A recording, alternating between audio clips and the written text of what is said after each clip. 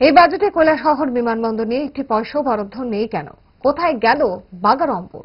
উত্তর দেবেন কি যারা বাজেটকে ধন্যবাদ জানিয়ে পথ গরম করছেন? সোজা সাপটা প্রশ্ন ছুড়ে দিলেন বাম শ্রমিক নেতা মানিক দে। সংবাদ মাধ্যমের সামনে বাজেট বিরোধিতায় প্রতিক্রিয়ায় মানিক দে কি বলেছেন শোনাবো। এই পরিস্থিতির মধ্যে কৈলাসহরের বিমানবন্দর নিয়ে আসা যাওয়া, প্রেস রিলিজ, অনেক কিছু হয়েছে। কৈলাসহর বিমানবন্দর প্রায় বলেই দিয়েছিল যে এটা খুব শর্ট টাইমের মধ্যে চালু হয়ে যাবে। আজকে 7 বছর হলো। এবার যে কথাগুলি দেখলাম 2-4টা এয়ারপোর্টের কথা বলেছেন, এটা থাকলো না কেন? কৈলাসহর এয়ারপোর্টটাকে কিভাবে এটাকে এক্সপান্ড করা যায় এবং তার জন্য অর্থ বরাদ্দ একটা ল্যাঙ্গুয়েজ নেই।